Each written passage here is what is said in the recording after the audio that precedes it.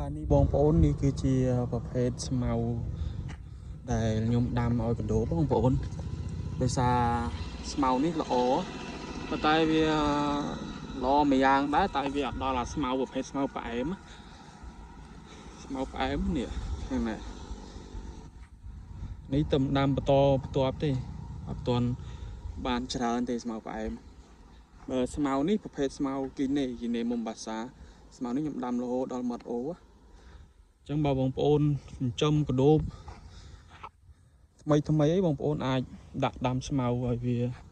បានច្រើនទៅហើយងាយស្រួលសម្រាប់ឲ្យកដោស៊ីដោយសារមុខរបរចិញ្ចឹមកដោនេះគឺល្អបងប្អូនគឺងាយបានផលហើយការចិញ្ចឹមក៏ស្រួលទៀតក្នុងមួយទ្រុងអីបើបងប្អូនចិញ្ចឹមថែដដល់អីអាចបានពីចន្លោះពី20គីឡូទៅ25គីឡូដែរហើយហាងឆេងទីផ្សារក៏ល្អទៀតកដោគឺ1គីឡូអាចបាន20000ទៅ25000ដែរសម្រាប់ខែវស្សាបើខែប្រាំងអាហ្នឹងយើងបានច្រើនតាមហ្នឹងហើយផ្ទះខ្ញុំនៅជាប់មាត់ផ្លូវបងប្អូនបើបងប្អូន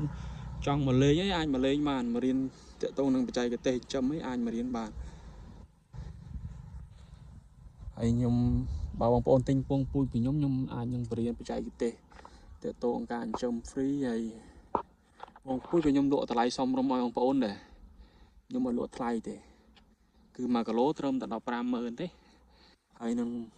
បរៀនបច្ចេកទេសខ្លះហើយផ្ញើបាន25ខេត្តក្រុងប៉ុន្តែបញ្ជាក់មួយទៀតបើបងប្អូនទិញពងពូជពីខាងខ្ញុំទៅគឺសុំតំណងតាមរយៈ Telegram ហើយលេខទូរស័ព្ទខ្ញុំដាក់លេខ Telegram គឺខ្ញុំដាក់នៅលើវីដេអូហ្នឹងណាអនុញ្ញាតសូម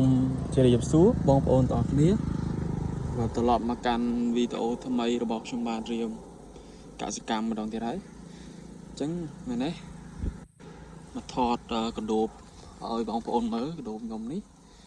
បានអាយុប្រហែលជាខ្ទង់30ថ្ងៃហើយវាចាប់គូមួយបន្តបន្ទាប់ក្នុងហ្នឹងណាហើយមានបងប្អូនគាត់ឆ្ងល់ថាកដោបស៊ីស្មៅផ្អែមច្រើនងាប់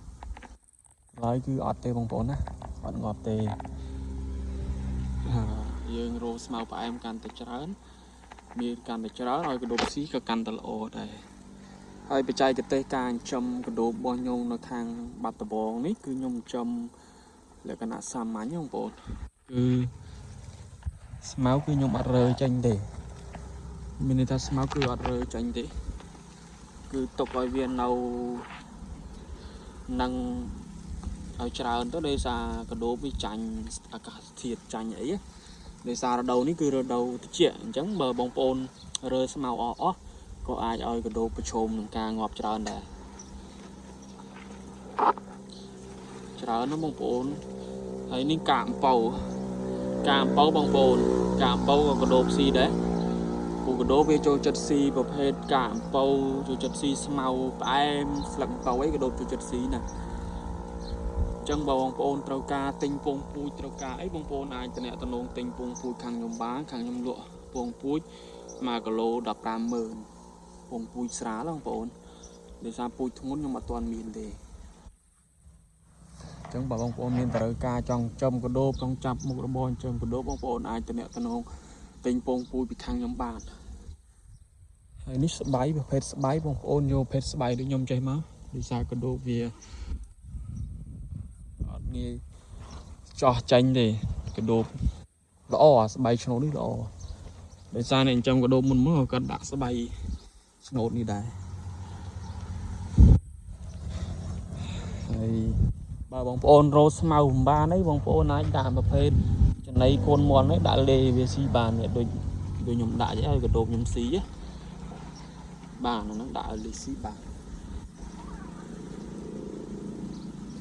ហ្នឹងហើយបងប្អូនវីដេអូគឺមានតែប៉ុណ្្នឹងទេខ្ញុំមកថតឲ្យបងប្អូនមើលខ្លះតាក់ទងនឹងអាជីវកម្មការចិញ្ចឹមកដោបរបស់ខ្ញុំ